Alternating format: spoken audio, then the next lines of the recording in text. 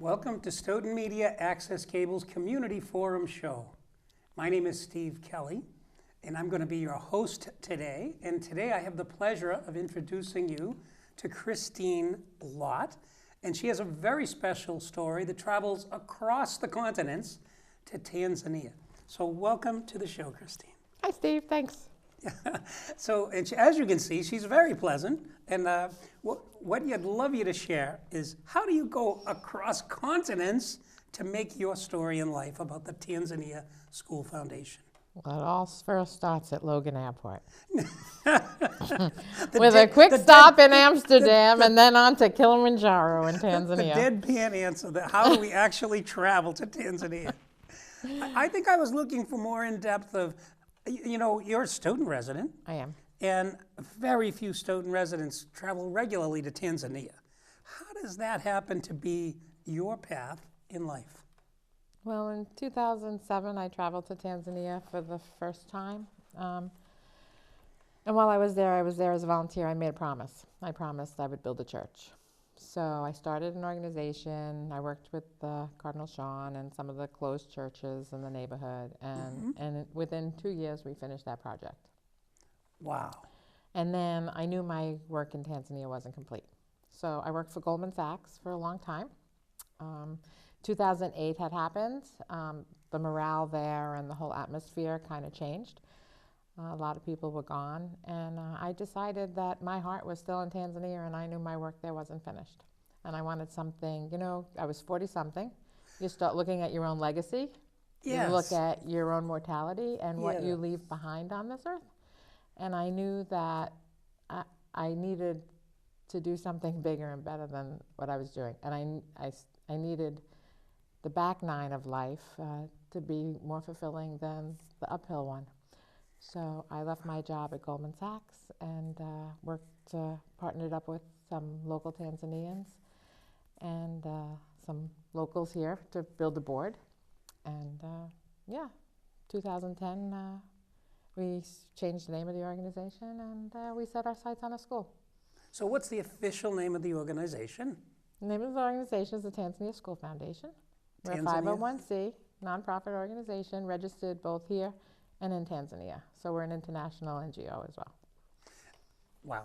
So I want to ask you right away, how has that shaped you, this travel, this commitment, all those things? But before I do, I'll bet you there's people in the audience who don't know where Tanzania is. Good point, Steve. You're probably right. So where is Tanzania? Is it in Europe? Is it in Africa? Where is it? Tanzania is 230 miles south of the equator on the east coast of Africa. So it's very warm. It's lovely, yes. So the east coast of Africa is on the Indian Ocean. Oh, so that's on the other side. Ours would be the west side. I'm thinking that's right. east. That's West Africa, yes. So the west side on the Indian Ocean. No, we're on the east side. Right, but Tanzania is on the west side. No. No. We're on the east coast of Africa. Oh, I'm so confused. Okay, you're on the We're east in East Africa, side. Yes. Okay. If you look across the Indian Ocean, India is on the other side, yes. Okay. So I got it. Okay. Mount Kilimanjaro is in Tanzania. Okay. It's the highest peak. Many people climb it. Zanzibar, the island. Zanzibar sounds so fancy. What is that? Zanzibar? Is part of Tanzania, and actually the name Tanzania it comes from Tanganyika and Zanzibar, and when they became one country, Tanzania was formed. So yes, Tanzania is part of. How many people live in Tanzania? Oh, millions of people. Yeah, but where we are, we're in a quite rural village. This sounds like it has been such an adventure. How does it shape you, this adventure? Think about how I would consider my life as sort of a Massachusetts person, very little straying away, if you would. I mean, I've been to Europe a couple times in a few places, Caribbean, but nothing like what you've pulled onto yourself, hoisted onto your shoulders. So tell us about that. So I live in Tanzania half the year. I go back and forth 3 times a year. Last year I was back and forth 4 times a year. It's probably one of the hardest things I've ever done. The transition is hard. Leaving one place after being there for 2 months, you get quite comfortable, whether it's there or here. And then just picking up and going, knowing that whatever you did kind of stays on, just nothing else gets done. I mean, it stays continues. on someone else's shoulders. It stays on someone else's yeah. shoulders, but there's no leader in either direction, right? So when I leave America, the leadership kind of, some things, the rhythm goes very slowly. And it continues, but it doesn't thrive.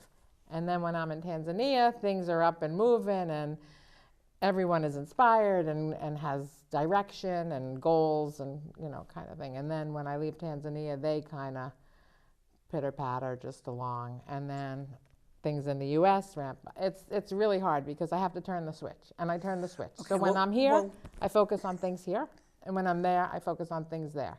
And I have to virtually forget about the other place. You have to compartmentalize.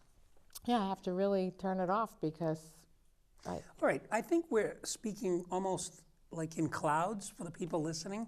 I don't think we've described adequately what it is that you're doing over there, what it is you're doing over here. And for instance, one thing that I think will shock the audience, and it's not that Bruce is your husband. Bruce is my husband. Yes, that won't shock the audience. What'll shock the audience is your pay. What is your pay? I don't get paid anything. You take zero pay. Yeah, zero. We don't have the resources. I mean, our year 2018, our goal is, we need it more than anything. And we need to have a sustaining partner with either a corporation or a foundation. And we need like $250,000 a year for the next 5 years to continue doing what we're doing. Because our growth at this point has just diminished. Plateaued, right? It plateaued. We cannot grow. Matter of fact, we are shrinking in number of students served, in a number of a lot of things, because we just don't have. It's not sustainable at this point. Okay, well, let's tell people what it is that isn't sustainable, but that it is that you're doing that is so wonderful. So let's share, like, I recall in a prior conversation with you that you had a little one-room schoolhouse and a little place you could sleep out back. Yeah, well, the government didn't appreciate that. Yes. So the government of Tanzania. Yeah, Tanzanian government. So we started a school, the School of St. Nicholas, and we started 5 years ago with 24-year-olds in the living room of a house. 24-year-olds in the living room of a house.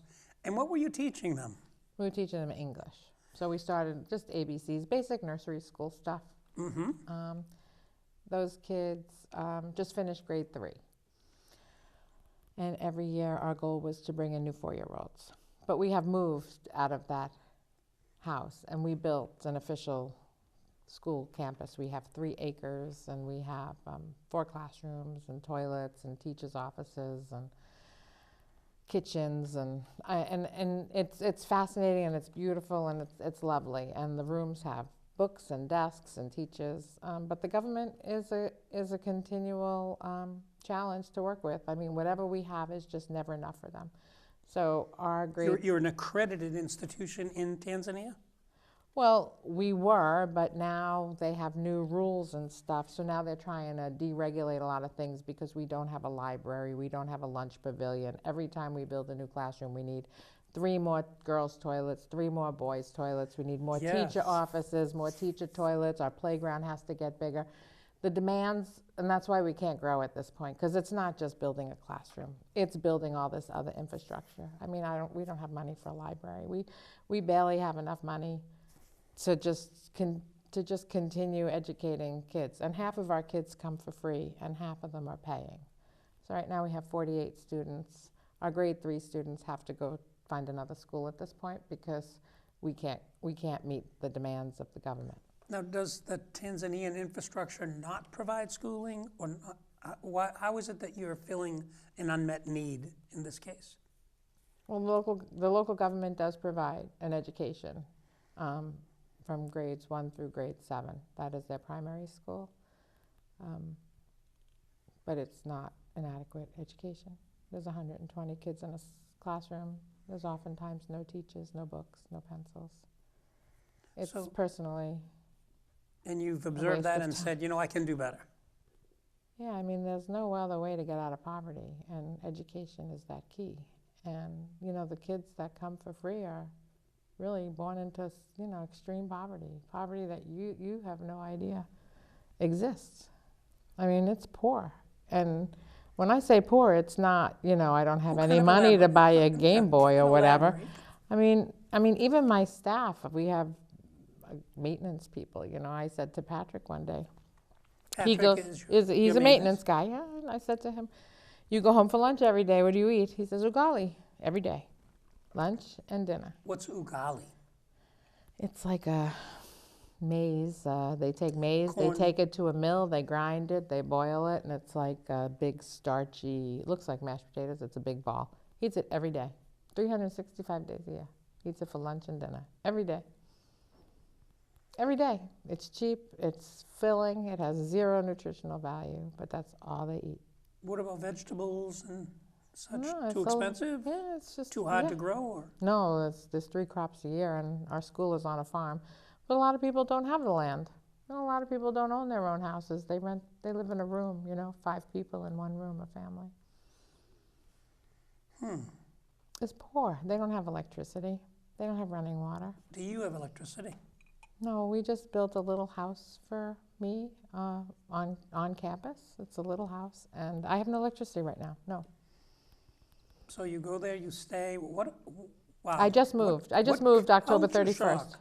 Yeah, so right now I have no electricity, but I'm hoping that changes in the next few months. And what about the school? Does the school have electricity? No, we've been requesting electricity for the past 9 months. From the government's? From the government's electric, yeah. We haven't even gotten them to come out for a survey. We're on the list. Everything takes a long time in Tanzania. You have to have a lot of patience. And you apparently have a lot of patience. You've been there working to build these schools for 6 years, right? I started out having a lot of patience, but now I leave a lot of the government stuff in the hands of one of my Tanzanian partners because they have more patience than I these days. Why Tanzania? Why not Venezuela? Well, I'm just curious how that... Well, I made a promise to build a church, and I saw the need, and I made some really good contacts there, and I was really humbled by their lives and their poverty. I didn't have that connection with other people or other countries, to say the least. And you were on a sort of a whirlwind tour? You were on a vacation? No, I was on a volunteer trip. On a volunteer trip. Where did that start? With which company? It started with a volunteer organization out of Texas. And we were living with a Maasai family in their home, in their boma, with no indoor plumbing or electricity. It was a tough 3 weeks. You know, I was humbled by them. You know, the women work hard. They have nothing. What is a typical day for a woman in the Maasai? Oh, in Tanzania, poor women, they have to go get the wood. They go get the water. You know, and I'm talking, you know, they walk a mile with, you know, come back with wood on their head, drop it off, go back, get more wood, go get water, bring it back on their head. Their morning starts long before I'm awake. They're busy, and then they have to start the fire, cook the food, heat the water. It's a lot of work. Wow. So I'm going to come back to that. Life is hard. Yeah. It can wear you down. Yeah, I mean, when we first went and volunteered, I kind of felt guilty because here we went to help, and all this woman did was work to make us comfortable. And that was very humbling, given that she didn't have the means to do so. No. Exactly. Right. And the people there's a 50% unemployment rate in Tanzania. So we get phone calls and visitors probably, I don't know, 30 times a month, people looking for jobs. It's hard. And there's no job, you can't. I can't employ everyone just because they need a job. I wish I could, but we can't. You know, we have to say no more and more these days, which is kind of tough for us because we started out like wanting to change the world, and we realized that you need resources to do that. And without those resources, you can't fulfill your mission. But you've already graduated a number of students to the 3rd grade. who are Yes, better equipped to... Yes, but now they have to go to probably a government school because they can't afford any other school. So in some ways, yeah, it was great. Those kids are like my grandkids, but we have to part ways, which is really hard. That's kind of sad, huh? Yeah, it's really sad. Yeah. And you don't know, are they going to hold on to the education that they got over the last 5 years? Or are they going to lose it at a government school? So yeah, I think that the English skills, when you learn them young, I think that they can stay with you. You know, you may... If they continue practicing it. Yeah, but you can go back to it. I hope so. Yeah. I hope so. Okay, so one of your biggest challenges, obviously, is how do you fund the dearest things that you're trying to do? Mm-hmm. And I know you've done a number of different things. Each year you seem to try a new thing. So this year you picked a wonderful time to decide to sell goods at the Quincy Market. Is that right, where it is? No, Where is it? It was at Boston Winter Government Center. Oh, Government Center. Yeah.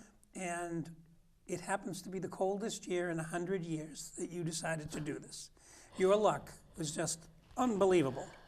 Yeah, so we just... 100-year cold. And we're here today, by the way, because we'll just let the audience know we're on a Wednesday, we're taping, because tomorrow is a big storm. And we all wanted to make sure that we got Christine's interview in so that she can share it with you guys when you're on the fireplace at 6 o'clock. You can look at this interview during the blizzard, and she can tell you how cold her nose got when you were at Government Center. So tell us about that. I don't know. So for those of you who don't know, Boston Winter is a Christmas celebration that is put on Boston City Hall from Thanksgiving to New Year's Eve every year. And they have an ice skating rink and a wine garden and a beer garden, and they have Santa and all sorts of things. And they had 80 little chalets. They were actually sheds that looked like chalets that were manned by individual businesses or nonprofits trying to either raise money or sell their stuff to raise money for their own, pay their mortgages, so to speak. Mm-hmm. It was great Thanksgiving weekend. A lot of work. We had to build it out and buy inventory, and everything came from Tanzania. And then the cold came, and the cold just wouldn't leave. And we all I mean, we spent a lot of money in trying to raise money, and yeah. When you have projected sales that don't kind of project properly, yeah. We sold probably only about 25% of what we thought we were because just nobody came because it was so cold. Yeah, I know. I didn't venture in there because it was and cold. And it's so windy on Government Center too, just being there. You don't have any pictures. Did you bring any pictures? Of that, no. No, okay. But you do have pictures and you do have samples of some of the stuff, beautiful stuff from Tanzania. That we were selling in Boston, yes. And perhaps we could, we'll kind of shout out to Roy, who's our producer out in the background, to let him know that we're going to raise this photo, which Mike... It's not a photo, it's a painting. It's a painting, and Mike Hammond already's got his eyes on this. And this is a one-of-a-kind. A one-of-a-kind, yes. It's an elephant, a mama elephant, and her baby. It's an original painting. Yeah. We framed it. We have different colored ones, but this is one of them. It's the painting size is approximately 16 by 12. Yes. And then we have this one. Let's bring in another one to show the audience in case Maasai women you would like to support. Carrying their wares on their heads. And this one too is an original painting with orange and yellow tones. And this too is for sale. Some of the $125, yeah, for a framed original painting, yeah. Wow. And then we have some Kilimanjaro coffee. This was our biggest seller. Okay. At Boston Winter. We only have 11 bags left. So we have medium roasted ground and we have dark whole beans left. So before you tell us about the other products, tell the audience how they can reach you. Okay, so you can reach us on tanzaniaschoolfoundation.org. Yeah. And then you Is there a phone number? Then you can go to Fair. Oh, look. then you can click on Fair Trade if you're interested in buying any of our items to support our school in Tanzania. All right, and here's the screen. You can read 781-718-4387? 07. 4307. Everybody's laughing at my eyes as I try to read across the room. Our Okay. social media handle is @Tan School Foundation, so that's for Twitter, Facebook, and Instagram. So if people want to follow us on any of those things. Yeah. And if you'd like to click on our website, donations can be accepted there as well. And can you sponsor like a child in your Yes, school? you can sponsor a If child. you did that for like 6 months or a year, what would it cost? What is the time frame? We like ongoing sponsors. It's $50 a month, so it's $600 for a year. So if you could possibly afford that, you could have a child go to your school, For 1 year. learn English. Yeah, and if you want to adding- share it too with a friend, you can each do $25 a month. Wow. So that's You know, a and nice that sends a way. kid to school, yeah. Wow. So what other products do you have here? So we have the coffee, and then we have some Tanzanian tea. This was our second bestseller. We have cinnamon, lemon, and black tea left. It's loose tea. Comes in a lovely little kitenge pouch, which is a Tanzanian fabric. The teas are $10. The coffee is $20. A kitenge. Kitenge, it's a Tanzanian fabric. That's what they call them, yeah. Wow. And then we have our lovely, our wine bags, which were great for the holidays. You put a bottle of wine in it. If you're going to someone's house, you wrap it in one of these lovely fabric bags, and it all supports education in Tanzania. Wow. So these are, selling all this stuff is for sustainability, but not growth, That's our challenge. Right. But that's one step at a time. Yeah. So tell us about your board. You've got a few people that are very dedicated that are helping you. Yeah, I have some great people on our board, yeah. Yeah. So we have some that we're running. We run we're a working board, so And their pay is? no, nobody gets Nobody paid. gets No, paid. only people in Tanzania Nobody gets paid. get So paid. if you decide to donate to this particular charity, all those ratios about 1/3 or whatever like that, throw that out the window. Every dollar goes to educating the children. Well, in doing this thing, I've learned that paying people is part of I don't get paid, no, but paying people, and it's a misconception, people's salary is part of the mission, because without those people, the mission doesn't exist. The teachers and the builders. No, but I'm even saying in the United States, and people at World Bank or World Hunger and stuff, they have to get paid, right?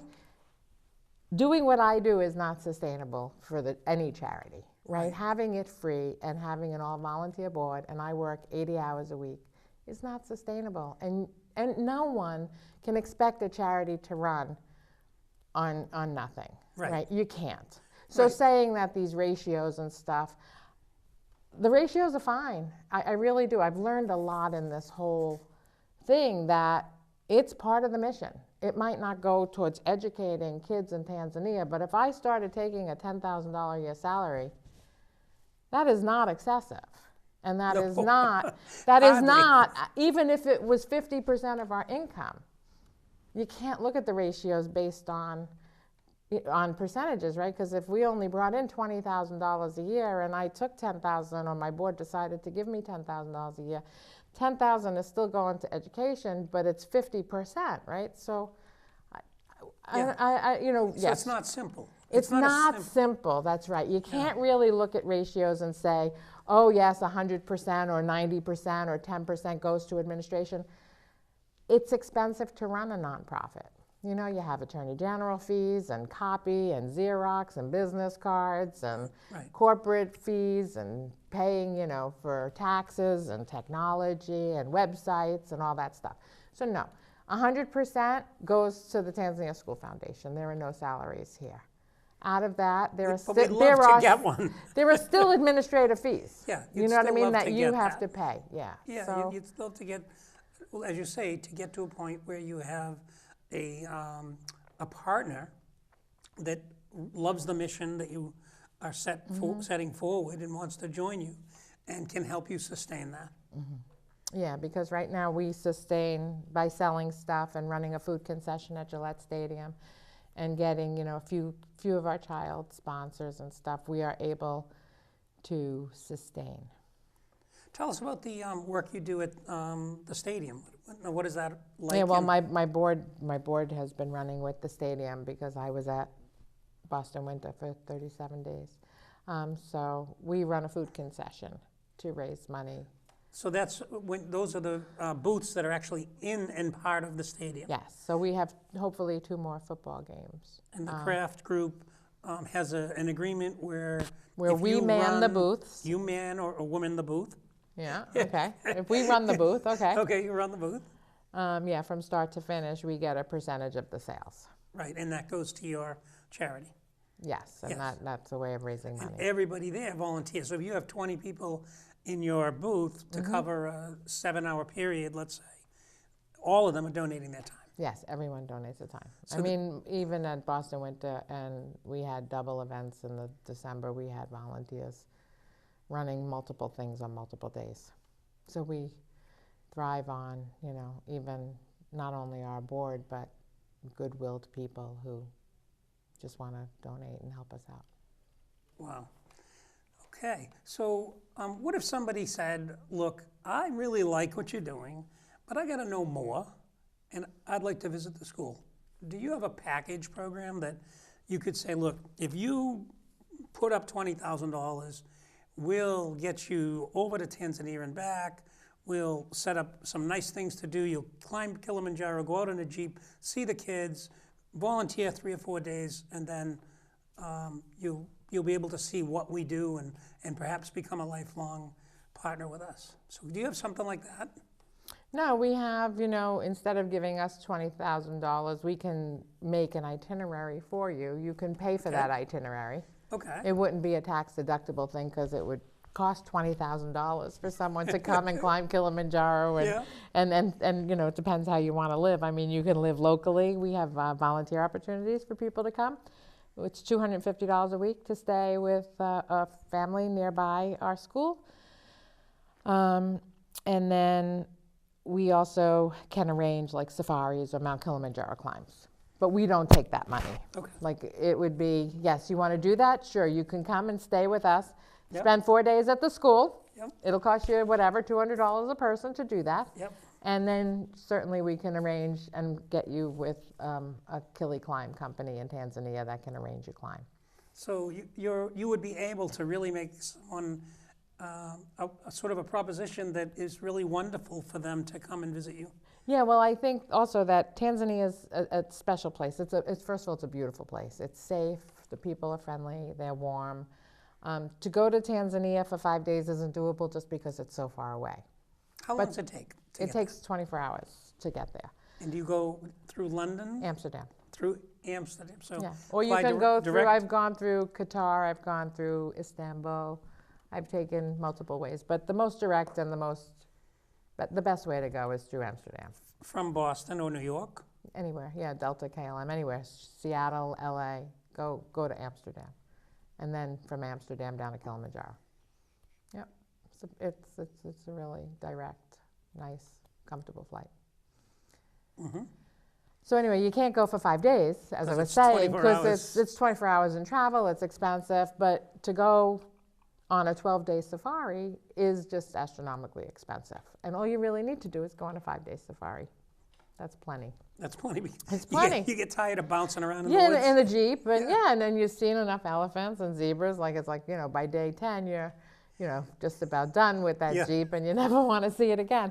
And it's expensive. So what we offer is, come volunteer with us for a week and then go on your safari for 5 days. And then you have your 2 days to travel and you're gone 2 weeks and you had a really nice mix. Wow. Mm-hmm. So that's something, if they contact you by email or by phone, you'll talk email. to them?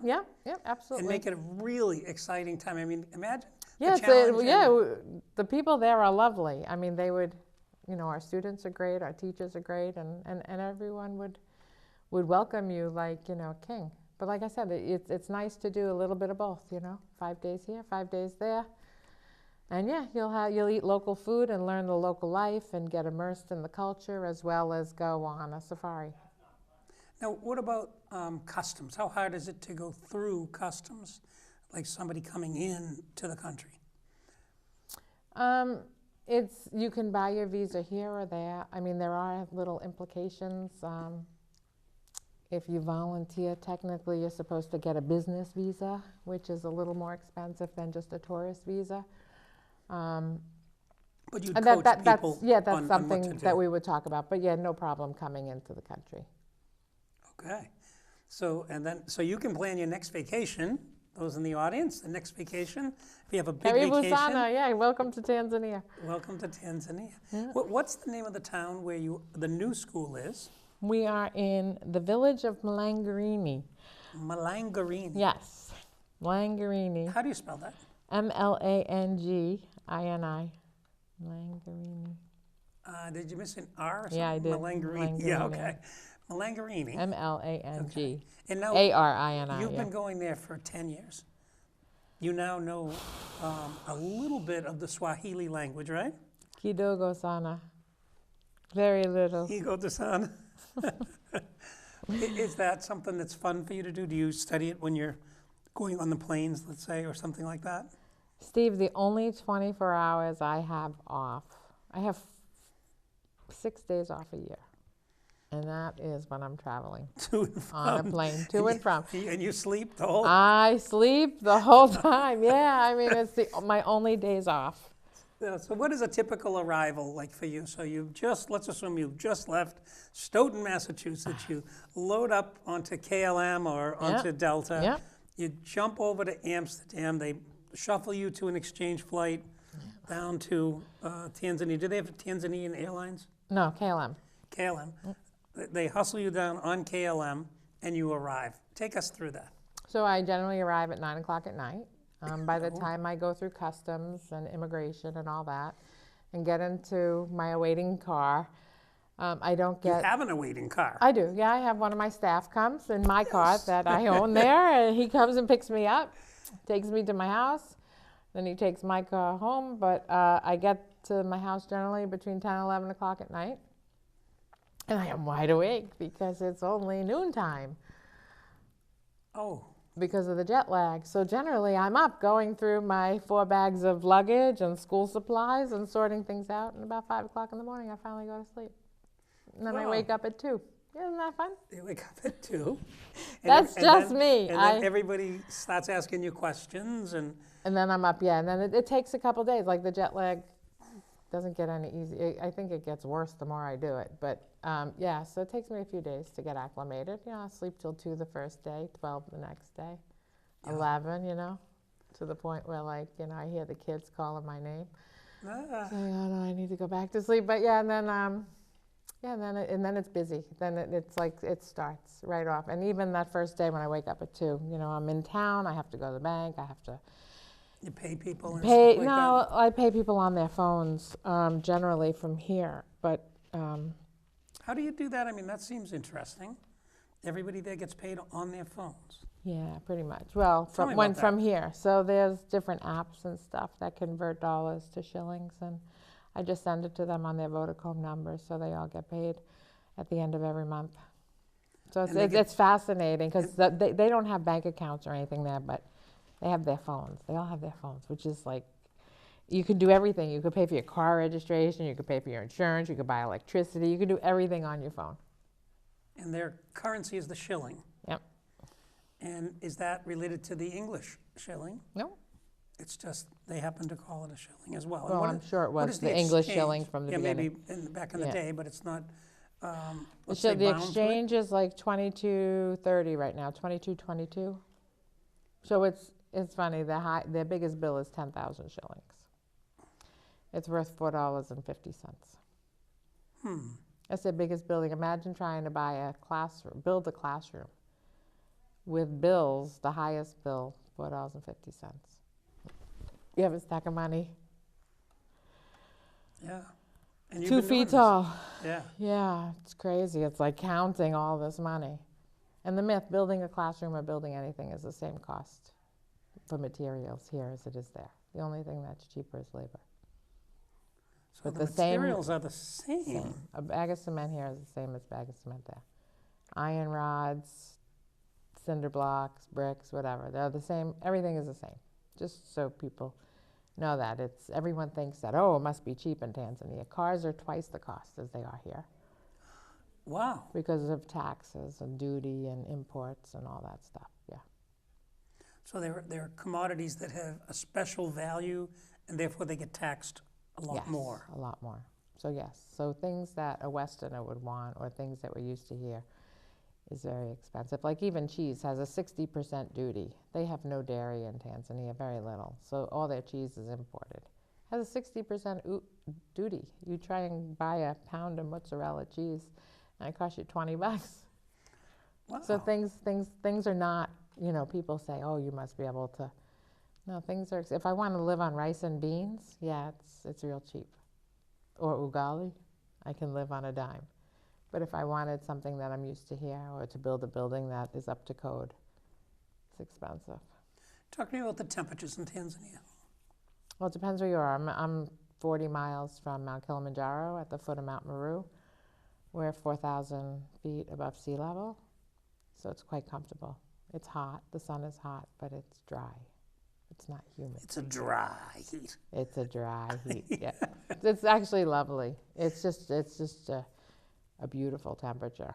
Right now in January, it's their summer, so it's hot. It probably gets up to 90, 95 during the day, but if you're under a tree and in the shade, you're okay. It's not like you're on the coast where it's at sea level, then it gets really humid. You've brought a couple of your either maintenance or teachers or people over here.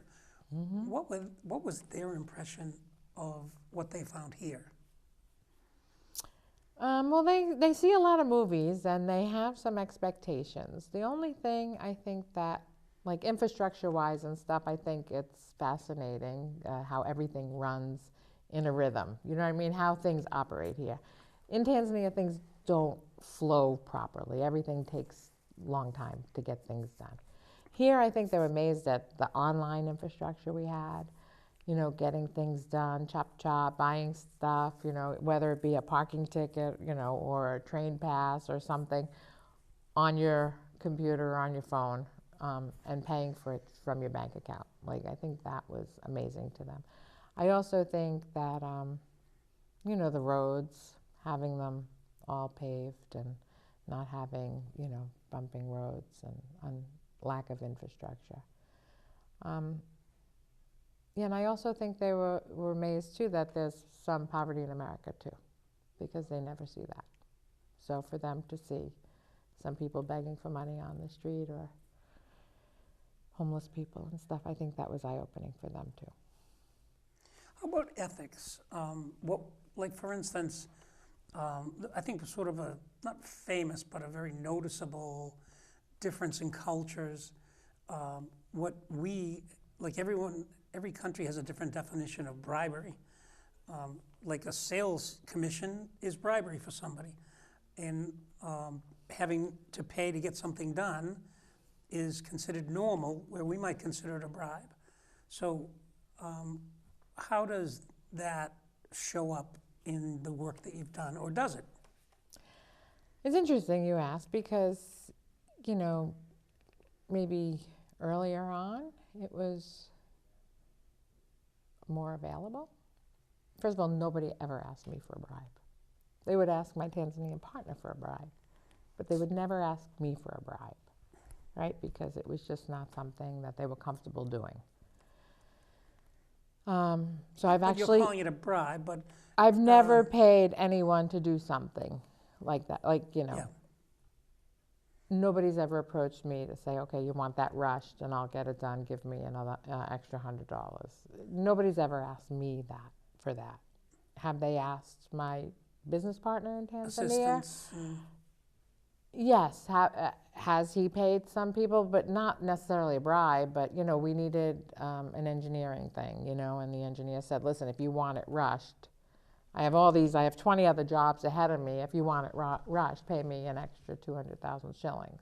I don't know if that's a bribe or if that's paying for someone's, to speed things up. But that's this type of stuff. Yeah, it's really kind of, it's not that clear, I don't think. There were, in the past, like someone said to me, for 6 million shillings, we can register your school. Like, under the table kind of thing. So this is like $3,000. And I was like, $3,000? I'm not paying someone $3,000. Steve, I wish I did. Because what the government is doing to us now, because it's under new presidency too, and there is no more of that under the rug stuff. The president will fire anyone in a government job if they're caught or, advised of having someone do that. So now it's costing us, tens of thousands of dollars to build the necessary infrastructure, where 2 years ago, 3 years ago, you didn't have to do that. You can slip someone $100 and they'll give you your stamp. Is there an appreciation for you? And I doubt there's an understanding, but is there an appreciation for you doing your work in their country? We get a lot of appreciation from the families and from our students. The government was different then, yes. The government was easier to work with, but under the new leadership of the new president, it's really difficult. You almost feel like they don't want you there. But they're making immigration tougher. They're just making everything really hard.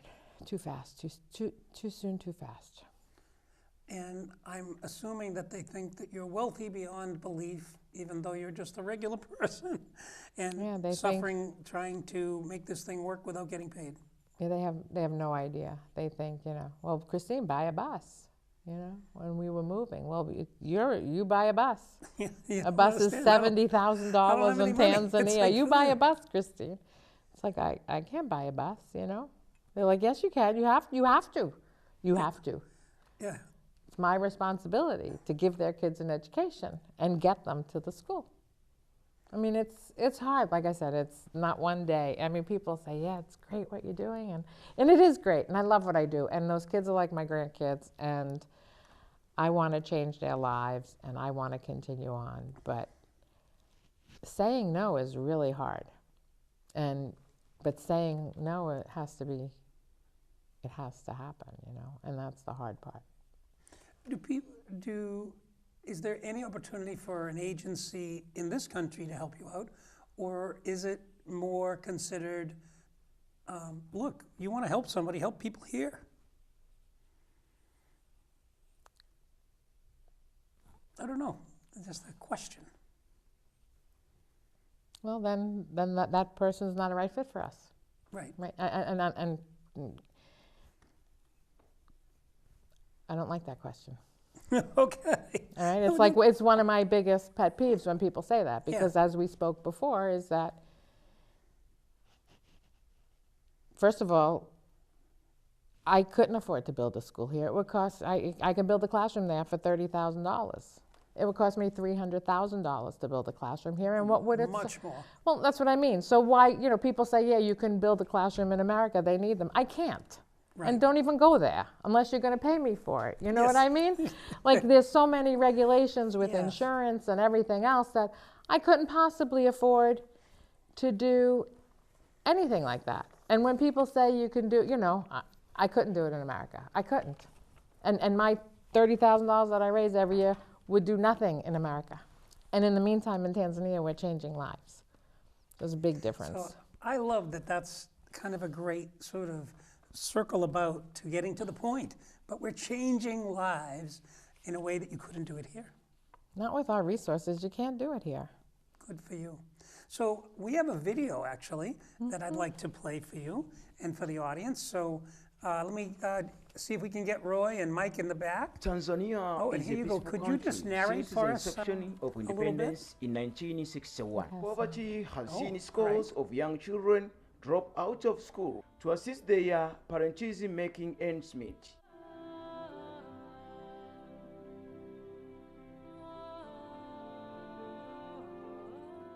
When I grow up, I want to be a teacher. When I grow up, I want to be a doctor. When I grow up, I want to be a soldier. And my dream is to teach children from my village. And my dream is to protect my nation. When you support us to get education, you will help us to fight against poverty. Because I believe education is the key of life. We welcome you on board to assist us in bettering our future. The Tanzania School Foundation, we value cohesion and education. We believe that to achieve our protected goal of providing quality and sustainable education, we will be more than glad to receive your kind support. And so we're back here in studio. And Christine, another sort of question that I think I have anyways is, do your friends think you're crazy? I mean, do they look at you and go, Christine, what are you doing? Or are they like jealous of your dedication? Or what are their thoughts, do you think? My family thought I was crazy, but I think I have their support now. How delightful. Yeah. Took a long time, but no, I mean, they've all been to Tanzania, they've all been there, and I think they get it. They get it, yeah. That's my family, yeah. I mean, I've been doing this for a long time now, so they put up with me. It's a great place to visit in the wintertime. They put up with you. But the work you do, I mean, just the children's faces is a very powerful video to see them, isn't it? Yeah, it's even hard for me to watch it here because I wish I was there. Yeah. And do you also have to buy uniforms for them? Is that part of your? Yeah, we supply some uniforms. Those that pay school fees pay for their own uniforms, but those that we support, we buy their uniforms. They're all made. And that makes They're all it made. sort of an official school, right? I mean, that's kind of... Everyone in Tanzania has uniforms. Every school, even public schools. Public schools. Yeah, every school has a uniform. Ours are red and green because it's the school of St. Nicholas, and we celebrate the joy of Christmas every day. So, and why did you choose St. Nicholas? Because St. Nicholas gives gifts to children, and the best gift a child in Tanzania could receive is an education and a chance to break free from the cycle of poverty. That really is like what it seems like that really drives you, that it's sort of the efficacy of being able to do this for a group of people in a way that you couldn't probably do it, or maybe not anywhere else, but certainly around here. So that's part of, I think, a really strong point. Well, first of all, we have no idea how good our public schools really are in the United States. And for everyone who has a complaint about them, you have no idea. They have books, they have teachers, they have well-educated teachers, they have rules and regulations, like, you have no idea. You have no idea. I wish everyone who has something bad to say about the public school education here to come to Tanzania and spend 1 hour in a government school in Tanzania, and you tell me that our schools are lousy. So this is a strong push for how well schools are doing. Here. Compared to the rest of the world? Yes. I mean, compared to the rest of the world, we have water, clean water. Everyone has electricity. We have free, quality education. I mean, it's up to the child what they do with that. But it's there for the taking, right? It's there. There are nothing, there's no resources in Tanzania at all for anybody with any kind of disability or anything. I mean, yes, we have to have handicap ramps in our schools, but do we have any of the resources that they push for here? Absolutely not. There's nothing in Tanzania. Like, it's nuts to, apples to oranges. You just can't explain it. But our school system, I mean, it costs a lot of money to do that. The average budget in Tanzania per child in a government school is 10,000 shillings annually, which is $4.50 per child every year. That's it? In a government school, yes. We have nothing to complain about in this country. We really don't. Yeah. We don't, That's just an amazing statistic. There is just absolutely no chance of such a very slim chance for anyone to succeed going to a government school in Tanzania today. Because of that, the low sort of prioritization of quality schooling. Yeah, I mean, and parents too, they make less than $1 a day. So how can you expect them to buy books or pencils or anything for their children? A lot of children don't live with the parents because the parents can't afford them, so they drop them off with grandma or some family friend or somebody else to look after them. I mean, life is hard there. They all live in one room. I mean, life is not easy anywhere, but it's really hard there. Tell me some more of the things that you do to raise money. I think you have ornaments, and I didn't see any here. No, I didn't bring any here today. Christmas is over, so. You have some beautiful ornaments. Do you have clothing items too? We have some scarves, which are really nice. They're made of this kitenge fabric. They're infinity scarves. And they're like double-sided, so you wrap them around your neck a couple of times. You can wear them like 6 different ways. So they're on our website. And what else is on your website? So and that we have some people other could just beaded go on scarves and that look like a necklace, but they're a scarf. We have some prints of our paintings available. We have some jewelry on our website, ornaments, some salad tongues and wood carvings. Men's ties we have, they're not on our website right now, but we have some They have really the ones cool. with the elephants on them? No, they're made of this, like, So really when you go back, funky fabrics. You're They're going to really have to cool. get one with elephants on it. I think that's going to be a big seller. Okay, we just have to find the fabric with elephants. That's not easy. That's not easy to do, huh? Yeah. So, so we sell a whole bunch of stuff. So we sell stuff, we run food concessions at Gillette, and we accept donations. Very good. I wanted to check in with Roy. Roy, do we have any PSAs that you needed to make? Where day before a storm, should we be telling people about things?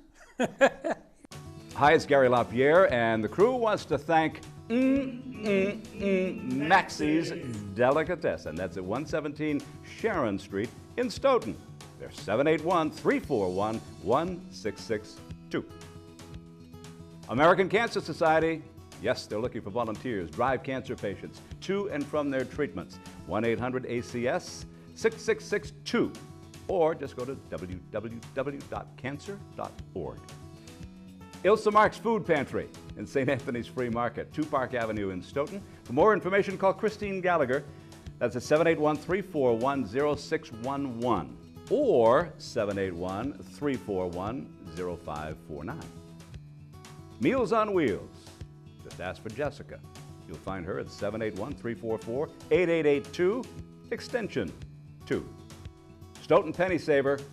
Our business is advertising your business, they tell us. 27 Rose Glen Street, Stoughton, 781-344-4833. Community Forum showtimes in Stoughton. It's Thursday, Friday, Saturday, and Sunday at 6 p.m., Monday at 8 p.m., Tuesday at 5 p.m. It's on Comcast Channel 9 and Verizon Channel 28.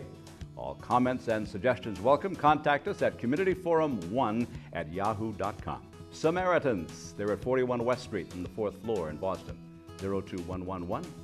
Their phone number is 617-536-2460. 24-hour helplines for Samaritans, and the number is 877-870-HOPE. That's 877-870-4673. Samaritans, you can find them at 800-252-TEEN. That's 252-8336.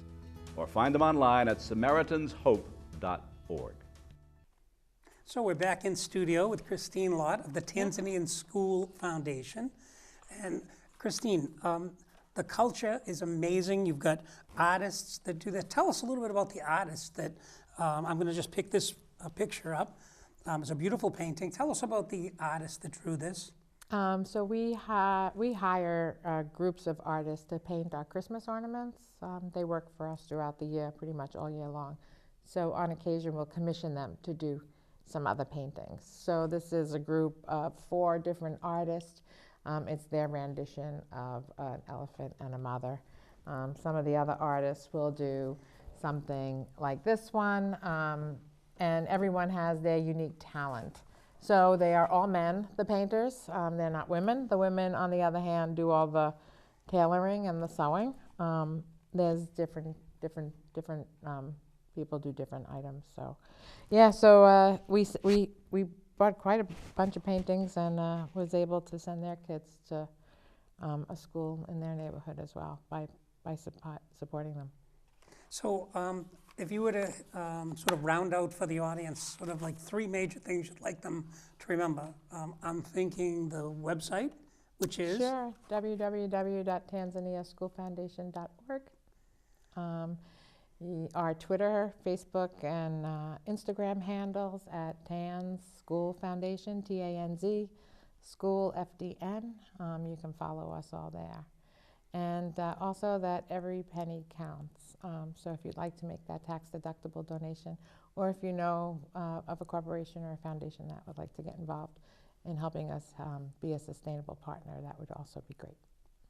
That would be really exciting. That'd be really And exciting. it would allow you to continue the work. It would allow us to grow. It would allow us to meet the government of Tanzania's expectations of building more infrastructure and being able to hire more teachers and stuff.